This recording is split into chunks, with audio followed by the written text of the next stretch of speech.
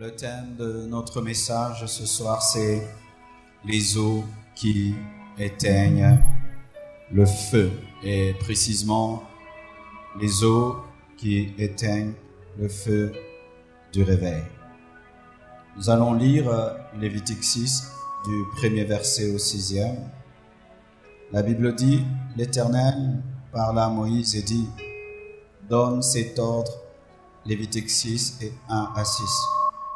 L'Éternel parla à Moïse et dit, donne cet ordre à Aaron et à ses fils et dit, voici la loi de l'Holocauste. L'Holocauste restera sur le foyer de l'autel toute la nuit jusqu'au matin et le feu brûlera sur l'autel.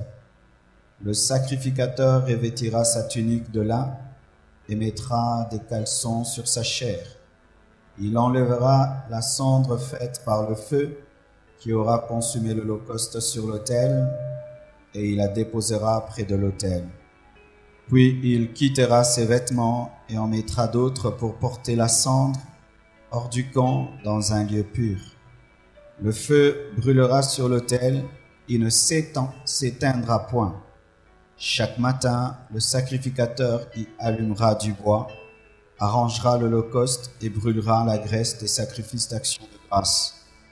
Le feu brûlera continuellement sur l'autel, il ne s'éteindra point. Ensuite, nous allons lire 1 Thessaloniciens 5, verset 19. Un verset court, parmi les versets les plus courts de la Bible. N'éteignez pas l'esprit.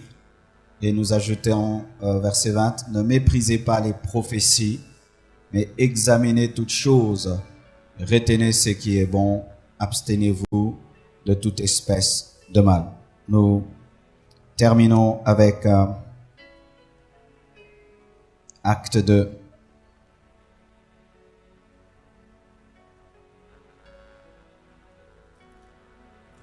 Qui nous parle d'une église réveillée, des caractéristiques d'une église qui est réveillée, qui conserve le feu.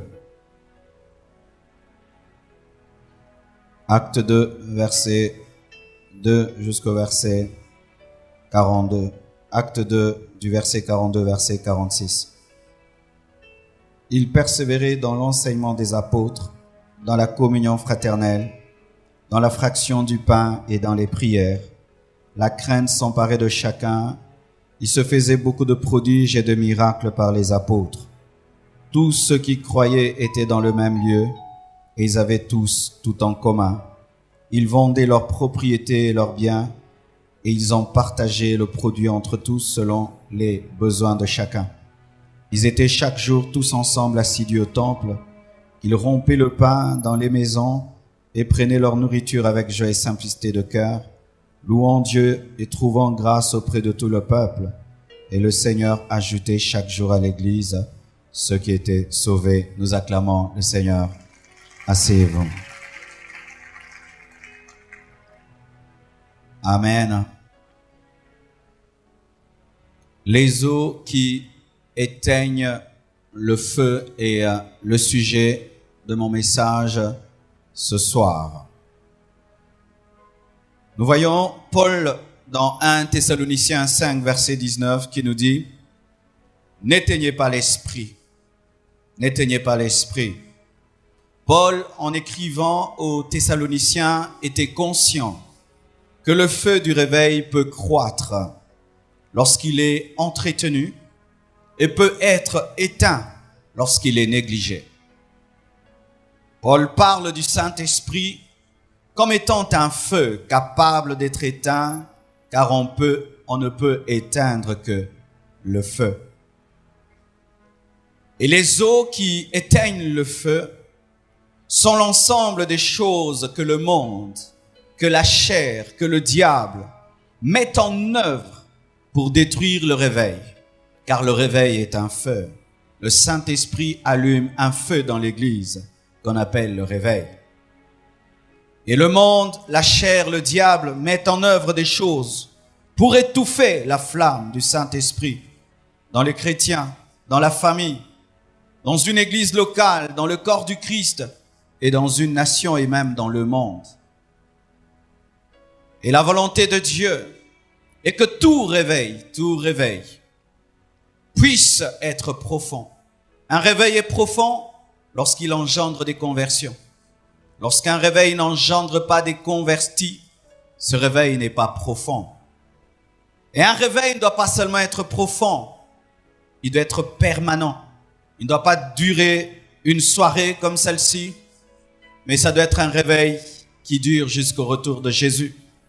Ça doit être un réveil qui grandit, qui aujourd'hui peut réunir 8000 personnes, mais demain peut toucher 10 000, 20 000 et toute l'université. Est-ce que vous le croyez?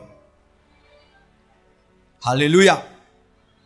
Mais à cause des eaux qui éteignent le feu, la plupart des réveils durent qu'un temps, une semaine, des fois un séminaire seulement, une croisade, des fois une retraite de 40 jours, et après on revient à la normale, à cause des eaux. Mais nous ne sommes pas là pour parler des problèmes, mais pour les évoquer et trouver la solution que Dieu donne. Car selon Lévitique 6, verset 6, la volonté de Dieu est que le feu qui est sur l'autel du réveil ne s'éteigne jamais. Car tous les jours, le sacrificateur devait alimenter le feu par des nouveaux bois. Le feu qui était sur l'autel était allumé par Dieu. Ça, c'était sa part, comme le feu de la Pentecôte a été allumé par Dieu. Mais la part du sacrificateur, c'était que chaque matin, il devait entretenir ce feu allumé par Dieu par des nouveaux bois. Et le feu de la Pentecôte est tombé il y a de cela 2000 ans. Mais la part de l'homme est de veiller à ce que les eaux qui éteignent le feu du réveil ne l'atteignent jamais. Quand le bois fait défaut, parce que le sacrificateur a été distrait ou négligent, automatiquement, même si ce feu venait de Dieu, finira par s'éteindre. Des fois, bien-aimés, vous voyez ce que nous vivons là, je suis dans une université, en train de parler de Jésus-Christ, ça nous semble banal et normal. Mais sachez que sous d'autres cieux, c'est un grand miracle, un grand prodige. Et des fois, nous ne savons pas qu'il faut entretenir de telles choses. Il faut entretenir de telles choses. Au lieu que vous soyez des athées qui disent que Dieu n'existe pas, malgré que vous êtes des licenciés, malgré que vous êtes médecins, malgré que vous êtes en train d'étudier la mathématique, vous êtes là en train d'adorer, de chanter comme des enfants. Ça, c'est extraordinaire. Et il faut savoir garder cela. De voir des professeurs qui adorent Jésus, de voir des jeunes qui distinguent à l'université mais qui savent dire que Dieu existe, ça, c'est un miracle. Et il faut garder cela. Alléluia. Le feu de Dieu ne se fabrique pas. C'est pourquoi je dis que des fois, l'effervescence n'est pas toujours le réveil, car des fois, nous pensons que lorsqu'il y a l'effervescence dans l'église, il y a le réveil. Des fois, l'effervescence peut être produite par des personnes sanguines, remplies seulement d'un caractère bouillant, sans qu'il y ait le réveil. C'est pourquoi, chère Église du Congo, avant de faire beaucoup de bruit, rassurons-nous que Dieu est là. Avant de trop nous agiter, rassurons-nous d'abord que Dieu est là. Car l'agitation n'est pas toujours le signe qu'une église est vivante. Des fois, il y a beaucoup de bruit dans un deuil. Mais là, il y a point de vie. Les gens crient et pleurent, mais ce n'est pas autour de la vie, c'est autour de la mort. Dieu veut que son église ne puisse pas crier autour de la mort, mais puisse crier autour de la vie. C'est pourquoi la puissance d'un culte, ce n'est pas d'abord les cris, ce ne sont pas d'abord la puissance, ce n'est pas d'abord la puissance du baffle, mais c'est lorsque chacun là où il est ressent la présence de Dieu. Chacun sait que Dieu est ici et il est en train de me parler et chacun est en train de prendre des décisions. C'est pourquoi, au-delà des marketing et des managements qui sont entrés dans l'église, nous voulons une croissance produite par le feu de Dieu. Une croissance qui n'est pas produite par l'intelligence de l'homme qui a remplacé l'intelligence de l'esprit. Oh, que Dieu nous accorde des véritables banderoles, des personnes transformées et changées qui remplissent l'église. Nous faisons beaucoup d'affiches, mais peu de conversions. Beaucoup de banderoles, mais peu de personnes transformées. nous devons rechercher le vrai feu, celui qui est allumé par Dieu. Tout autre feu ne peut enflammer un cœur, car l'homme sait toujours distinguer ce qui est produit par l'homme et ce qui est produit par son Créateur. Et je t'invite, Seigneur, parle à ces hommes qui, même dans ce noir, je ne les vois pas, mais toi tu les vois. Alléluia. Bien-aimés frères et sœurs, souvent nous tombons dans le piège de croire que nous sommes les premiers à vivre une expérience. J'aimerais pendant quelques minutes vous parler de l'histoire du réveil. Le réveil de l'Église a commencé le jour de la Pentecôte il y a 2000 ans. Mais ce réveil qui est tombé dans la chambre haute n'a pas duré longtemps. Oui, bien-aimés, c'est vrai, il y avait des Paul, il y avait des Pierre, il y avait des Matthieu. Mais le réveil du temps de Matthieu, de Paul, de Pierre n'a duré que 4 siècles. Lorsque les apôtres sont morts, lorsque Paul est mort, lorsque Pierre est mort, lorsque ces grands serviteurs de Dieu qui avaient le feu de Dieu sont morts, 4 siècles après, l'Église est tombée dans l'idolâtrie. L'Église est tombée dans une organisation intellectuelle. Et ça a engendré l'Église que vous connaissez. L'Église a perdu son feu. Rien qu'après 4 siècles, le feu de la Pentecôte qui est tombé dans la chambre haute, après 4 siècles, s'était éteint. Et c'est seulement vers 1727, jusqu'en 1780, qu'un puissant réveil a commencé. En Amérique, en Europe, avec des hommes comme Jonathan Edwards, George Whitefield, John Wesley, qui ont prêché la parole avec puissance, et un réveil est venu pendant 53 ans. Mais après que ces hommes soient morts, il y a eu encore 12 ans de froideur. Et c'est seulement en 1792 jusqu'en 1842, 50 ans de feu, que le réveil est revenu encore en Europe, aux USA, avec des hommes comme Charles Finney, William Carey. Mais ce réveil n'a duré que 50 ans. Lorsque ces hommes sont morts encore, l'Église est tombée dans 15 ans de froideur.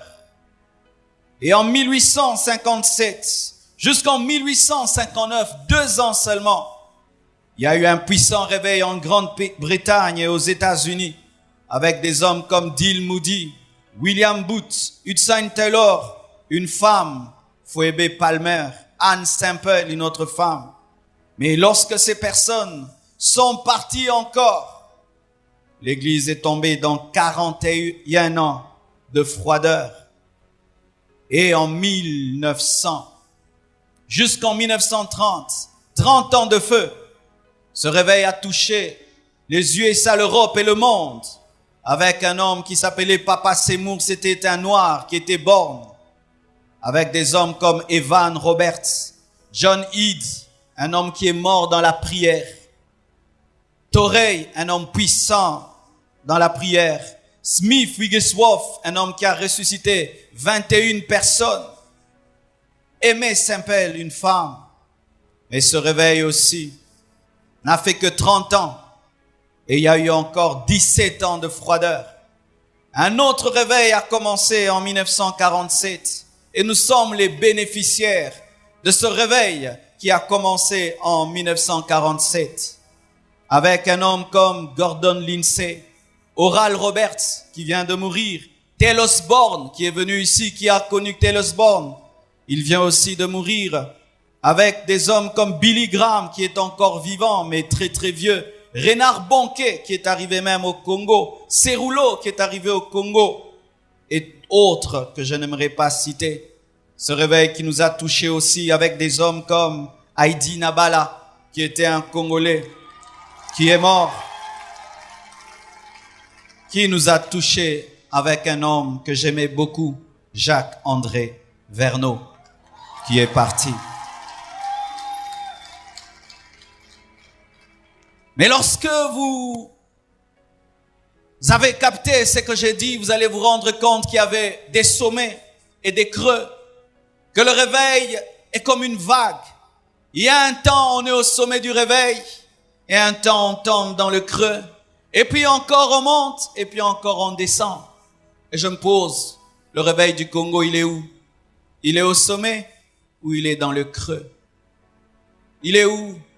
Au sommet? Il est dans le creux? Qui croit qu'il est au sommet? Qui croit qu'il est dans le creux? Bien-aimés frères et sœurs, nous nous sommes convertis lorsqu'il y avait un réveil puissant au Congo. C'est vrai, en ce temps-là, les églises n'étaient pas belles, les églises n'avaient pas de moquettes, les églises n'avaient pas des chairs en vitre, les pasteurs étaient pauvres, ils ne portaient qu'un seul pantalon. Ils ne savaient pas parler un très très bon français, ils ne voyageaient pas dans le monde entier.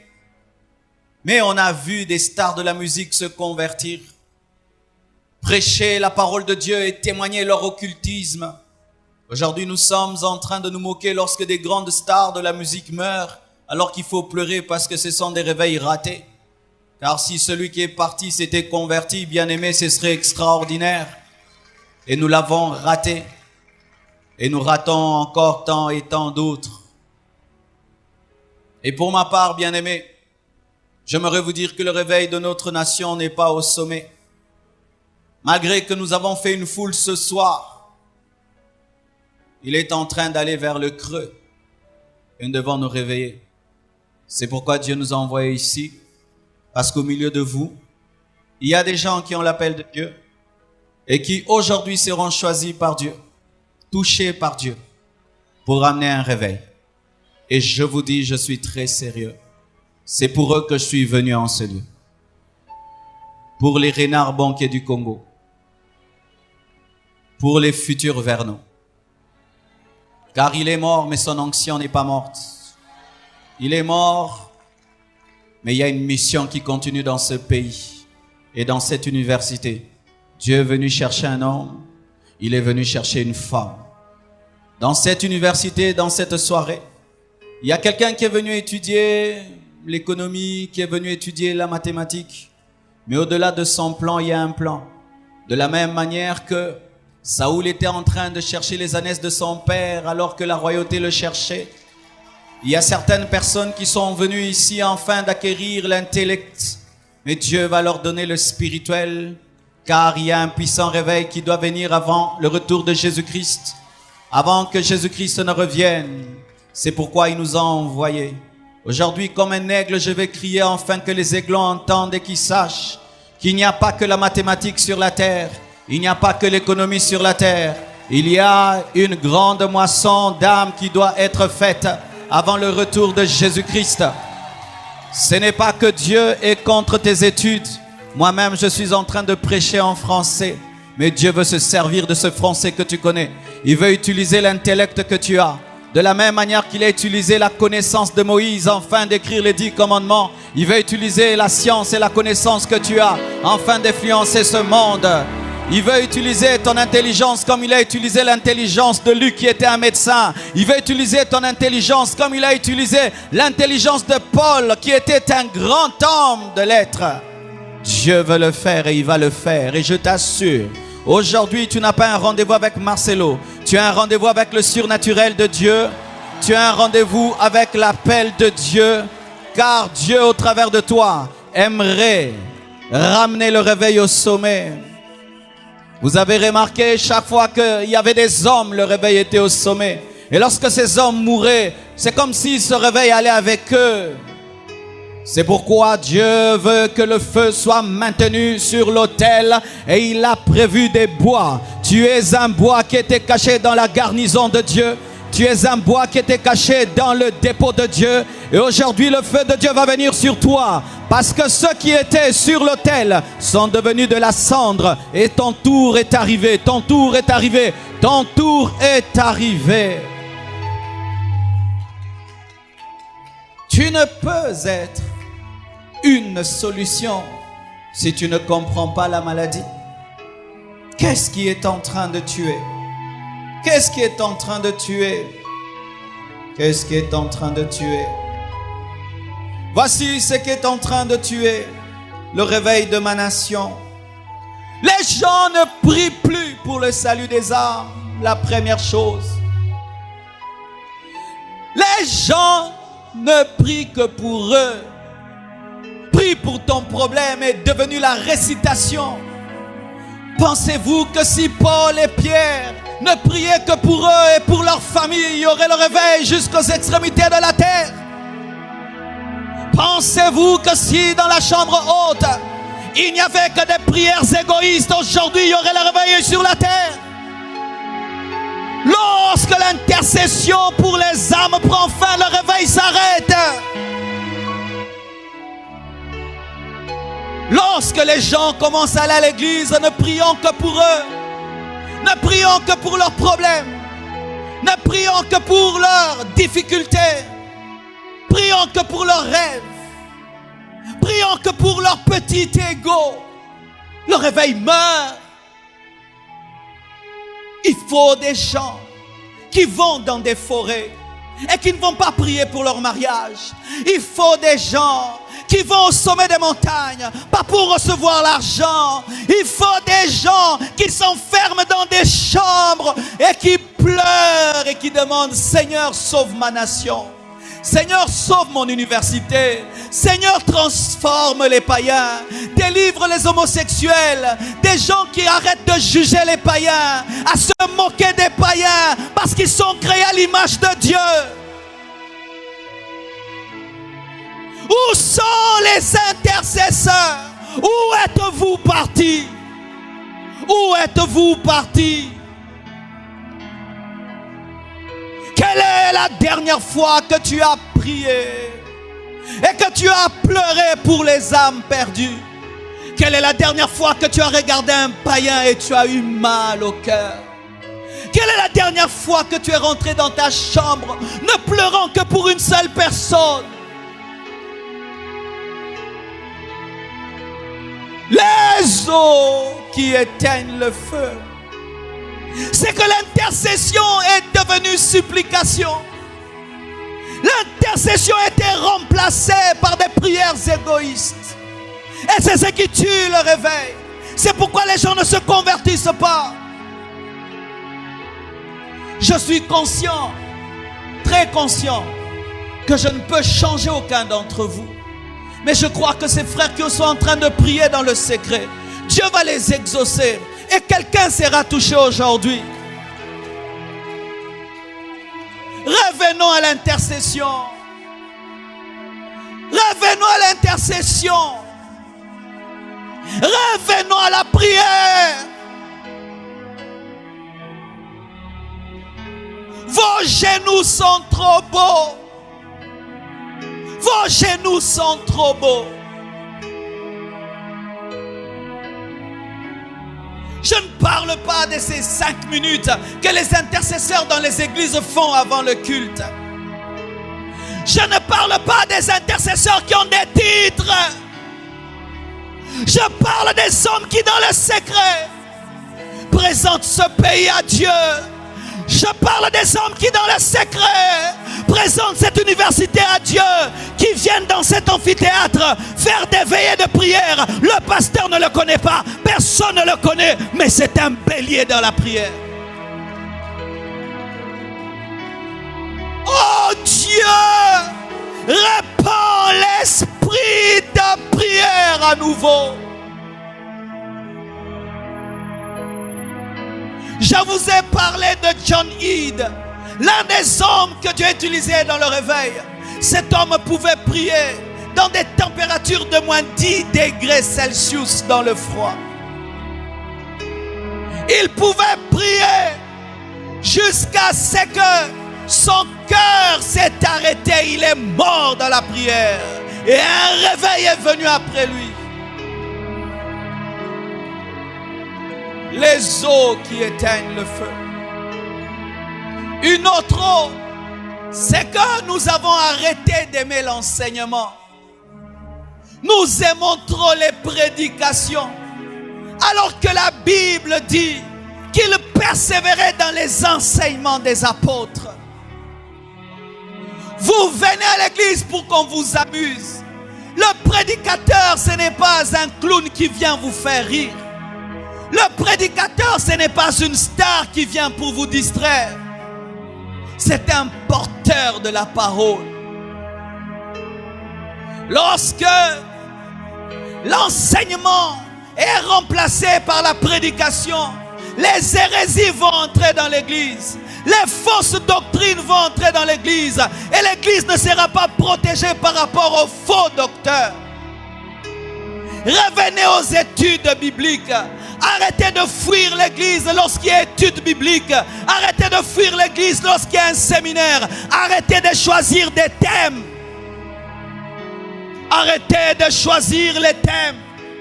Lorsqu'on parle de l'eschatologie, tu ne veux pas. On doit te parler de ta délivrance. On doit te parler de ta guérison. Vous voulez que les prédicateurs vous prêchent tous les jours. Dieu vous bénira, Dieu vous bénira et Dieu vous bénira. Mais quand est-ce qu'ils vont vous enseigner? Comment est-ce que vous-même vous ferez des disciples?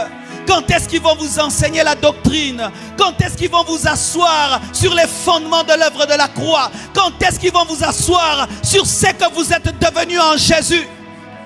Si vous voulez que tous les cultes se ressemblent, qu'on puisse toujours vous parler de vos problèmes, pensez-vous que l'église primitive était fondée sur les problèmes des chrétiens? Ils cherchaient à connaître celui qui les avait sauvés, afin de former d'autres à devenir comme eux. Les enseignements ne sont plus aimés et les enseignants ne sont plus invités dans les églises. On invite plus les gens qui font bouger, les gens qui font bouger, les gens qui font bouger.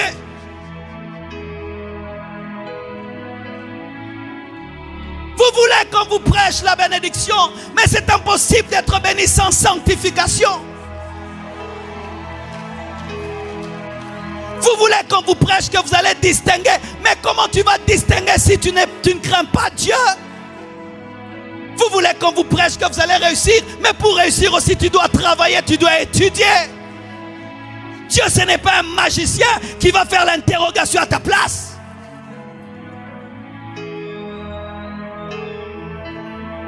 Les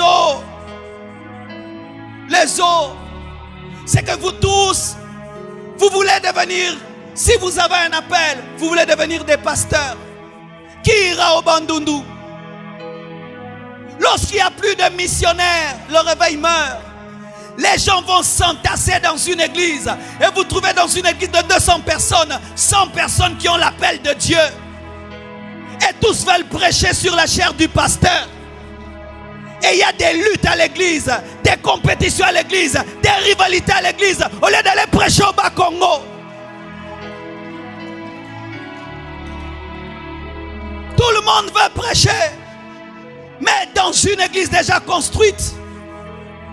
Certains au milieu de vous, vous avez déjà grandi, vous devez quitter vos églises mères, aller ouvrir d'autres églises, au lieu de déranger vos pasteurs. Toujours à critiquer les prédications de ton pasteur, disant qu'il n'a pas prêché. Tu n'as pas bien prêché, tu as grandi, va commencer une église. Il n'y a plus de missionnaires. Et quand on dit qu'on a une mission, c'est pour l'argent. C'est pour l'argent. C'est pourquoi nous aimons aller dans des endroits beaux et bien, mais pour l'argent. Lorsqu'on veut envoyer quelqu'un en France, il est d'accord. Mais si l'église dit va au Bandundu, il ne veut pas. Où sont les missionnaires? Des gens qui aiment les âmes. Même si tu n'as pas l'argent, ils t'aiment. Qui ne prêchent pas pour l'offrande, mais qui prêchent pour sauver. Qui ne prêchent pas pour être des stars. Devenir serviteur de Dieu, ce n'est pas devenir une vedette. Ce n'est pas devenir une vedette. Lorsqu'on entre dans l'œuvre de Dieu pour devenir des vedettes, ça tue l'œuvre de Dieu. Un serviteur de Dieu, c'est un esclave. C'est un esclave. C'est un esclave. Servir Dieu, ce n'est pas l'occasion d'être connu. Ce n'est pas l'occasion d'être apprécié par des femmes. Ce n'est pas l'occasion de se faire de l'argent. Mais c'est l'occasion de rentrer une moisson pour Dieu. Que Dieu suscite des vrais appelés. Car la Bible dit que la moisson est grande, mais il y a peu d'ouvriers. Pourquoi encore le réveil meurt? C'est lorsqu'il n'y a plus de prédicateurs de la repentance. La Bible nous dit que Pierre a prêché, il a dit repentez-vous, il y a eu 3000 convertis. J'aime la prospérité, mais la prospérité sans la repentance c'est le mensonge. J'aime les miracles, mais les miracles sans la repentance c'est le mensonge. J'aime la guérison, mais tout ça sans la repentance c'est rien. Que Dieu suscite au milieu de nous des hommes qui, lorsqu'ils se tiennent à la chair, ils nous poussent à nous repentir. Lorsqu'il n'y a plus de prédicateurs de la repentance, le réveil va mourir. Le réveil va mourir. Bien-aimé, Dieu t'appelle à prêcher dans cette université. Ne viens pas faire plaisir à tes camarades. Prêche-leur la parole. Que Dieu nous donne des nouveaux vernaux. Que Dieu suscite des nouveaux vernaux qui prêchent pas pour faire plaisir, ni pour avoir des amens et des alléluia. Jésus, le prédicateur des prédicateurs, a commencé son ministère en disant quoi? Repentez-vous, car le royaume des cieux est proche.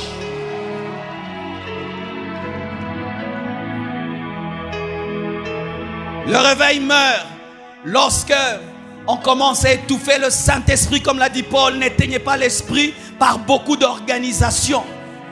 Et là, souvent, ce n'est pas votre faute, c'est la faute à nous. Je vais en Europe, je viens des États-Unis et je trouve des églises organisées. Et lorsque j'arrive à l'église, je ne veux plus qu'on chante. Je ne veux plus qu'on danse beaucoup. Je ne veux plus qu'on bouge beaucoup. Parce qu'ici, il faudrait que des hommes riches puissent venir. Ainsi, tout est programmé, chronométré. Et il faut tout le temps parler français. Il faudrait tout le temps ceci, cela. Et on devient tellement exigeant qu'il n'y a plus moyen de parler en d'autres langues. Il n'y a plus moyen de se manifester en esprit. Tout est calme, tout est bien pour que les hommes riches se sentent bien, que les gens intellectuels se sentent bien. Alors que dans le Nouveau Testament, la plupart de ceux qui ont servi Dieu, c'était des analphabètes.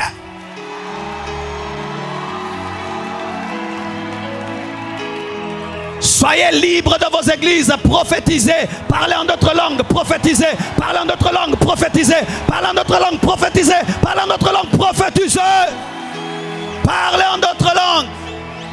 Lorsqu'on chante un cantique, tiens-toi debout, tu lèves les mains, tu es libre. Quand tu as envie de te prosterner, tu te prosternes. Tu as envie de danser, tu danses. Pourquoi? Là où il y a l'esprit, il y a la liberté.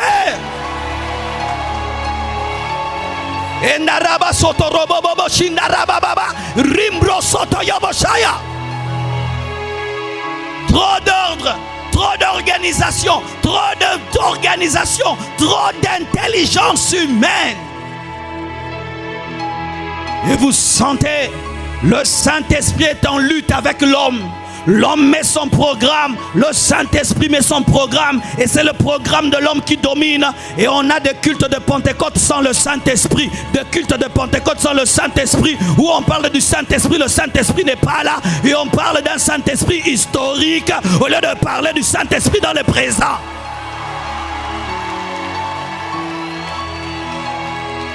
C'est vrai, il ne faut pas du désordre à l'église où tout le monde prophétise au même moment, où tout le monde vient prêcher au même moment. Mais il ne faudrait pas non plus trop d'ordre. Il faut toujours l'équilibre.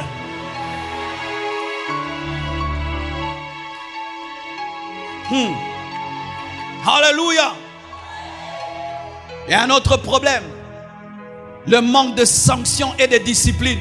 La Bible nous dit que l'église demeurait dans la crainte. Tu commets le péché, on te fait asseoir. Nous, on nous faisait asseoir seulement parce que tu as donné un bisou à une sœur. Mais vous, vous engrossez, vous enlevez des grossesses et vous continuez à servir Dieu. On te suspend dans ton église, tu vas dans une autre église. On te suspend là-bas, tu changes d'église. Vous êtes en train de tuer le réveil. De sorte que les pasteurs ne savent plus vous discipliner parce qu'ils savent que vous allez aller ailleurs. Mais nous, quand on te suspend dans ton église, tu es suspendu dans tout le corps du Christ. Mais quand on te suspend ici, ailleurs on enlève la suspension, ça mène le désordre.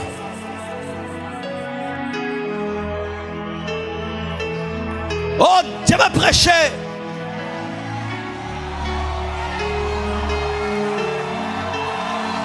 Alléluia.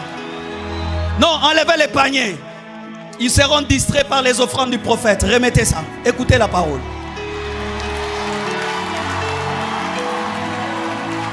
Oui, c'est ça des fois à l'église. Au lieu de donner vos cœurs, vous donnez des 500 francs pendant qu'on prêche. Au lieu de vous convertir, tu mets tes 200 francs. Garde tes 200 francs, tes 500 francs. Change aujourd'hui, change aujourd'hui, change aujourd'hui, change aujourd'hui, change aujourd'hui. C'est bizarre. Tu dis, impudique, répands-toi. Il vient aussi 500 francs, il donne. Je n'ai pas dit que tu donnes 500 francs. Donne ta sexualité à Dieu. Arrête l'impudicité.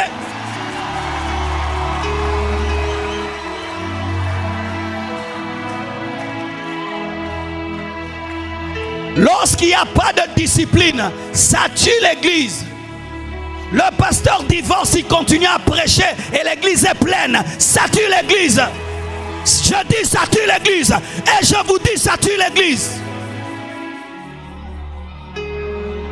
Ce n'est pas normal que les gens commettent des péchés connus de tous, mais ils ne sont pas assis. Et lorsque tu vis dans le péché, il faut t'asseoir toi-même.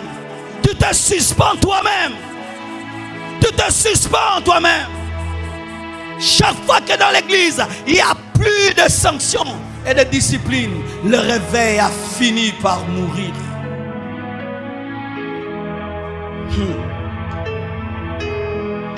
Une autre chose, la perte de l'amour pour Dieu.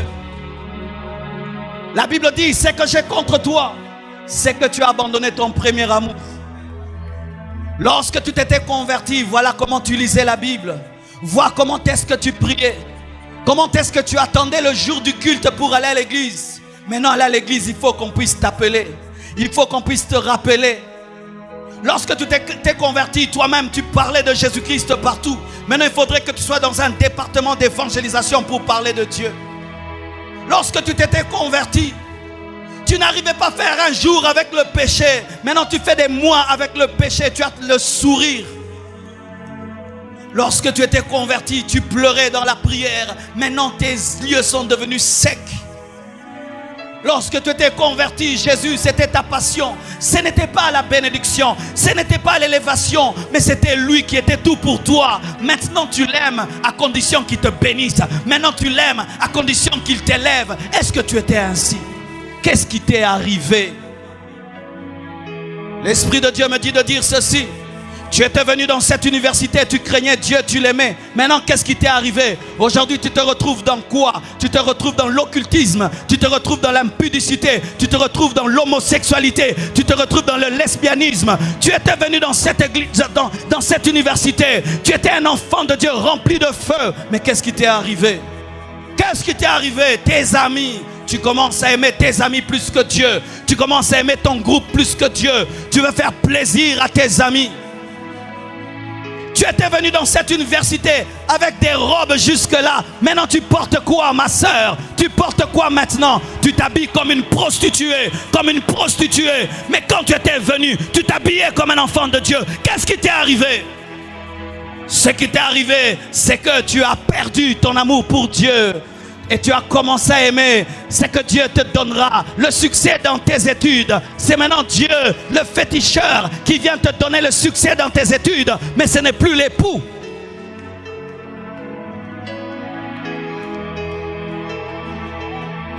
Lorsque nous perdons l'esprit d'adoration et nous venons seulement pour profiter de Dieu, le réveil meurt. Où il faut maintenant dire aux gens, pour qu'ils fassent quelque chose, Dieu te bénira, Dieu te bénira, Dieu te bénira. Un adorateur n'a pas besoin d'une promesse de bénédiction pour adorer.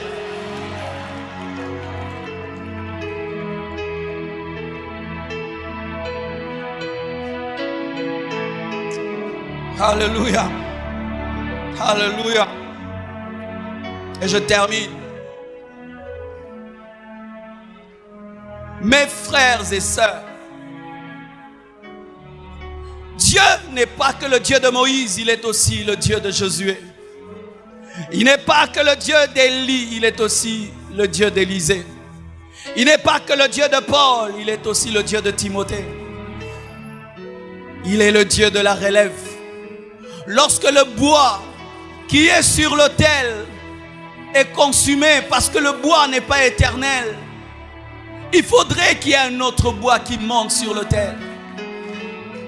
Si la cendre n'est pas remplacée par un bois, le feu s'éteint. Frères et sœurs, vous devez être la relève. Ne vous plaisez pas d'être dans une église où le pasteur prêche bien si vous n'êtes pas sa relève. Ne vous plaisez pas d'avoir un leader que Dieu utilise si vous n'êtes pas la relève. Ne te plaît pas d'être avec Moïse si tu n'es pas Josué. Ne te plaît pas d'être avec Élie si tu n'es pas Élisée. Ne te plaît pas d'être avec Paul si tu n'es pas Timothée. Ne te plaît pas d'être avec Jésus si tu n'es pas un disciple. Et l'onction qui est sur Moïse viendra sur Josué. Même si Josué, lui, ne va pas diviser en deux la mer rouge, mais va faire reculer le Jourdain, tu pourras affronter tes défis avec l'onction de Moïse. Et l'onction qui est sur Élie viendra sur Élisée. Et Élisée fera le double des miracles d'Élie. Et Jésus a dit, si vous croyez en moi, vous ferez les œuvres que j'ai faites et vous en ferez des plus grandes. Car la relève est appelée à faire au-delà de la première génération. Mais quand vous regardez vos pères et vos pasteurs, est-ce que vous êtes leur élève? Ton pasteur est un homme qui vit dans la sainteté, mais toi, son collaborateur, tu vis dans le péché. Ton pasteur est un homme de prière, mais toi, tu n'aimes pas jeûner. Ton pasteur est un homme qui est dans les Écritures, mais toi, tu es dans des fables. Ton pasteur est un homme discipliné, mais toi, tu es indiscipliné. Et tu penses que tu peux avoir la relève. Il est impossible d'avoir l'onction d'Élie si tu n'es pas sur les traces d'Élie. C'est ainsi qu'on remarque des hommes comme Finney, Wesley meurent, mais après il n'y a plus rien. Pourquoi? Un problème de relève. Des fils qui sont avec le Père sans être avec le Père. Vous qui priez dans des grandes églises, ne vous glorifiez pas de vos grandes églises. Parce que si votre pasteur meurt, si vous n'avez pas l'esprit qui est sur lui, votre église mourra avec lui.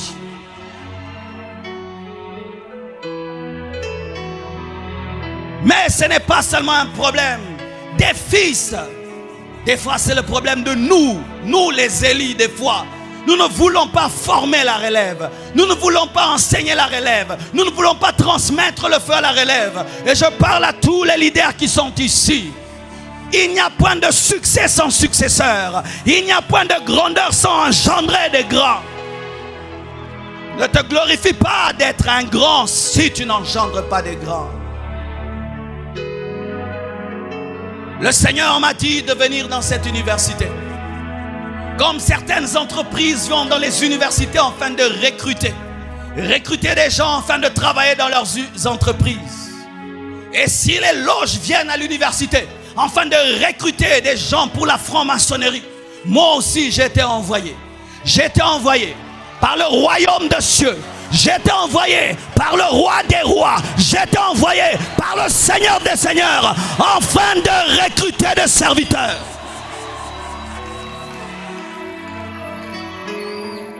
Je n'ai pas besoin de te connaître. Je n'ai pas besoin de connaître ton nom. Celui qui m'a envoyé, il sait où tu es. Dans ce noir, il le sait. Même si tu es dehors, tu n'es même pas dans l'amphithéâtre, tu es sous un arbre. Il sait, toi qui écoutes la parole dans une salle, il sait que tu es là. Car alors que tous étaient dans la chambre haute, ils pensaient qu'ils étaient tous. Alors qu'il y avait un qui s'appelait Paul, qui n'était pas dans la chambre haute, mais qui était dans la pensée de Dieu. Et j'aimerais te dire que Dieu sait que tu es quelque part.